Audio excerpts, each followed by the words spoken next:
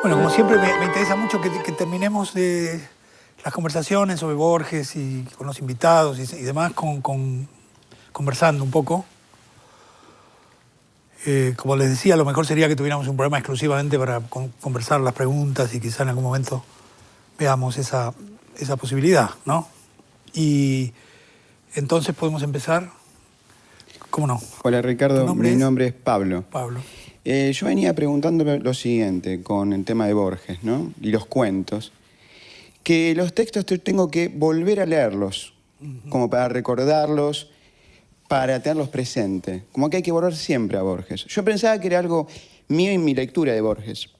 Pero después yo leí algo que había dicho Alberto Breccia, que hizo las adaptaciones de los cuentos de Borges, que a Borges hay que leerlo todos los días. Y entonces me quedé pensando si no es una paradoja esto de que él en muchos de sus textos habla de la memoria y uno tenga que volver siempre para recordar ciertos elementos de Borges y que son tal vez fundamentales. Sí. Eso sí, no... Y yo creo que es un modo de acercarse a la pregunta con la que empezamos, ¿no? ¿Qué sería un buen escritor o por qué sería un buen escritor? Que por supuesto nosotros exageramos un poco la cuestión y parece que fuera el único escritor, no es que sea el único escritor. También uno puede tener distancia con él y puede leer otros escritores, ¿no? Hemos tomado la decisión de hacer una serie de programas sobre Borges y por lo tanto Borges es el tema. Pero no estamos pensando que la literatura argentina se concentra, o más bien, digamos, él es el único sobre el cual, ¿no? Pero quiero decir entonces que por momentos discutimos a Borges desde tantos lugares que cualquier otro escritor que tenga una obra importante también resiste ese tipo de circulación. Quizá podríamos entender también eso como una marca de lo que sería la buena literatura, ¿no? Resiste muchas lecturas. Y siempre tiene uno la sensación, al volver a leerlo, que se había olvidado de algo, ¿no? Pasa también con Roberto Bari, pasa también con Walsh, que eso pasa, ¿no? En el caso de Borges, eso me parece que es más deliberado por ahí, ¿no? Que él trabaja mucho con registros muy deliberados, muy conscientes de cómo producir. Por ejemplo, para tomar un relato que parece sencillo a primera vista, como Hombre de Esquina Rosada, uno tarda en darse cuenta que hay un momento extraordinario en el relato, y es que él el duelo no lo cuenta, ¿no? Salen de la luz los personajes. Toda la escena está jugada en el prostíbulo ahí, bajo la luz, y de pronto el relato se va hacia la oscuridad, y luego lo que pasa es que entra un hombre moribundo, ¿no? O sea, es un modo de crear un vacío en el relato que hace que uno probablemente tenga que volver a leerlo con cuidado, ¿no? O, por ejemplo, el modo en que cambia el título, ¿no? De Hombres pelearon a Hombre de la Esquina Rosada, ¿no? Que es inolvidable la imagen. Al poner ahí una imagen del almacén rosado, el relato adquiere como una especie de definición, ¿no? Entonces, uno podría avanzar viendo cuáles son los motivos por los cuales uno cuando vuelve encuentra siempre algo nuevo, ¿no? Eso me parece que es, por supuesto, algo que podemos considerar uno de los datos por los cuales decimos que la literatura que vale la pena sobrevive a la época, incluso se puede leer en épocas distintas o en épocas de la propia vida de uno, ¿no? Que uno vuelve a leerlo en otro contexto. Así que interesante la cuestión. Seguimos por ahí, sí. Buenas noches, Ricardo. Buenas noches. Yo me quedaba pensando algo en ¿Tu relación... nombre, me dijiste, era? Lucas. Lucas. En relación a lo que presentaste hoy sobre la ficción de origen de Borges, Sí. y estos dos linajes, el materno más ligado a lo criollo, lo militar, y el paterno ligado a lo intelectual inglés, me preguntaba si especialmente en la década del 70, pienso en un cuento como La señora mayor y en varias entrevistas, no se suma un rasgo que tiene que ver con lo católico vinculado al linaje materno y lo protestante vinculado al linaje paterno por la abuela lectora de la Biblia, etc. Sí, sí. Y está muy bien señalado La señora mayor, porque es un texto sobre la decadencia, ¿no? De esa clase. Es un texto notable de Borges, ¿eh? Cuando puedan, reléanlo, porque es realmente un texto muy notable respecto a cómo él ve ese mundo, porque es una mujer que está como perdida por ahí, ¿no? Y está muy marcada por el origen social, el personaje, ¿no? Es como digamos, una silueta que Borges de pronto hace de alguien que pertenece a una tradición aristocrática y que vive en un pasado imaginario, ¿no?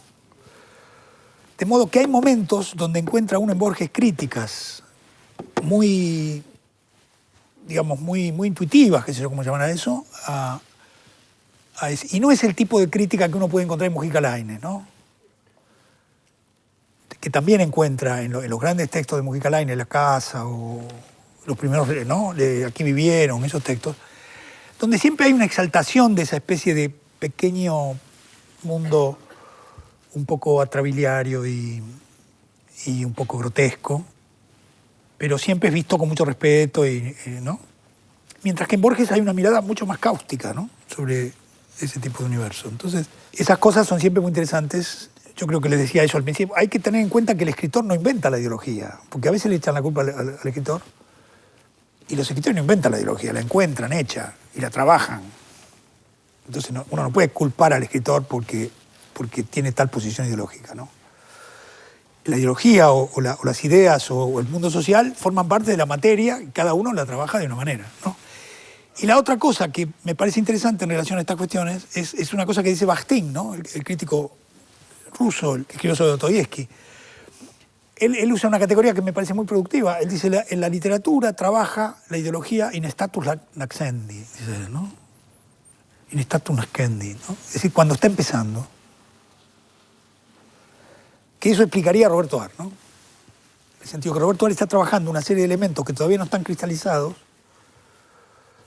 y por eso sus novelas son tan contemporáneas, ¿no? Es decir, que también la ideología, cuando entra en la literatura, no siempre entra como algo ya constituido, sino que a veces son como pequeños fragmentos de cosas que todavía no se han consolidado, que eso es lo que Bakhtin llama, ¿no? Como diciendo, el escritor no trabaja con las ideologías cristalizadas, sino trabaja con elementos de la percepción social que apenas están empezando a existir, incluso, como si fueran pequeños fragmentos de algo que todavía no existe, ¿no? Entonces él estudia muy bien eso en Dostoyevsky, ¿no?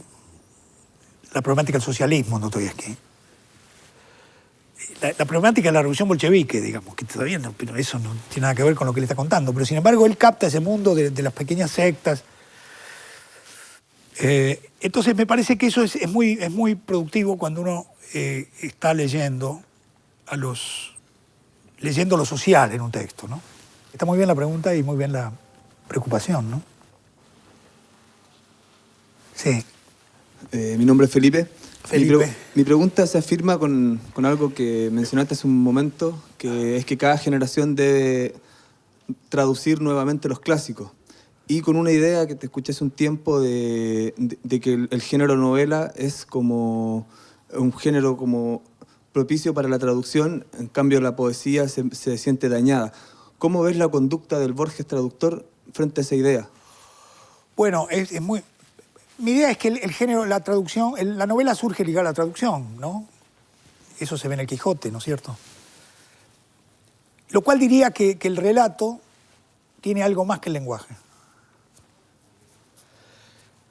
Que cuando leemos una novela hay algo más que se transmite que no es solamente el lenguaje, porque la podemos leer en traducción. Yo leo, suponete leo en inglés y leo en francés, pero en ruso no leo. Entonces, y todos admiramos la Guerra y la Paz, ¿no? Quiero decir que podemos soportar, ahora es muy difícil leer la poesía en una lengua que no sea la lengua materna de uno, ¿no? La poesía, me parece, solo se puede leer en la lengua materna del que lee, ¿no? Aunque uno conozca muy bien la otra lengua y lea mucha poesía, igual no es la misma experiencia y hay un punto ahí, ¿no? Entonces, por eso la poesía está en el límite, ¿no? Borges es extraordinario las cosas que dice sobre traducción, ¿no? Porque él dice que la traducción puede ser mejor que el original. Él mismo hace un trabajo de traducción que muchas veces mejora los textos. ¿Alguno de ustedes ha alguna experiencia de ver cómo tradujo Borges La carta robada de Poe en la antología? Le corta partes que no le gustan, que le parece que no va, y el cuento queda extraordinario, ¿no? Ustedes pueden comparar la traducción de Cortázar con la de Borges, y le falta la mitad al cuento de Poe. Porque cuando ve que empieza a irse de donde él le interesa, lo corta directo, ¿no? O por ejemplo con Faulkner, ¿no? La traducción de Las Palmeras Salvajes, es una lucha del estilo de Faulkner con el estilo de Borges, ¿no? Porque uno no ve eso en las traducciones, nunca ve el estilo del traductor, no lo sabe. Entonces no le gusta que Faulkner no ponga un punto y aparte y que el primer párrafo de la novela empiece con un tipo que está bajando con una lámpara, que no se entiende nada de lo que pasa, y que termina al final de la página, y entonces Borges lo empieza a poner punto y aparte. Para que se entienda bien que es un médico que baja con una lámpara, ¿no? Lucha contra el estilo de Faulkner. Él admira mucho a Faulkner, pero no le gusta que los cuentos sean confusos. Mientras que lo que busca Faulkner es que uno no sepa bien dónde está, si está metido en una casa o qué es. Entonces es un gran traductor en el sentido que es un traductor que toma decisiones todo el tiempo. Y, por ejemplo, ahora nosotros, unos amigos hicieron la antología de la literatura fantástica en Brasil. Y yo había leído una cosa que dice Borges sobre cómo habían hecho la traducción en Italia, que habían ido al original de los relatos que estaban en la antología, ¿no? Y Borges estaba escandalizado porque dice, ¿por qué van a los originales si nosotros los mejoramos a todos esos textos? Entonces yo le dije a los vecinos, ustedes tienen que traducir del castellano. No tienen que ir a buscar el cuento de Kipling que está en inglés y traducirlo del inglés, no, porque es otra cosa. Entonces, no es que haya que recomendar esa práctica, pero es una práctica que tiende a pensar la traducción como una actividad autónoma, ¿no? En ese sentido, es muy interesante la cuestión. Y también es muy interesante esta cuestión a la que te referías, sobre por qué hay que volver a traducir los clásicos, porque yo creo que la traducción es la que mejor fija la historia del estilo. Porque aunque no lo sepa, el traductor trabaja con un horizonte de lo que puede decir en cada época, de lo que es literario en cada época. Y si uno pudiera hacer una historia de traducción en el sentido más amplio, tendría la posibilidad de acceder a una historia del estilo, porque vería ahí en esa práctica, ¿no? Ahora, Borges hace, por ejemplo, en Las Palmeras Salvajes, ¿se acuerdan que hay dos historias en Las Palmeras Salvajes, ¿no? Una es este médico que está enamorado de una mujer, que es una historia de amor, y después hay un hombre que está preso, que se escapa en el momento de una gran inundación en el Mississippi y anda con una balsa, con una mujer embarazada por el río. Son dos textos. Y entonces hay un momento que en el relato de Faulkner, la canoa encalla contra... Y entonces Borges pone, repechó la ribera fangosa, que es de las ruinas circulares. O sea, tomó la frase, repechó, que es lindísima, repechó la ribera fangosa. El buque repechó la ribera, es lindísimo, repechó, y lo puso así. Va a quedar mejor, dijo, ¡pac! Y lo puso así. Bueno, muchas gracias. Muchas gracias.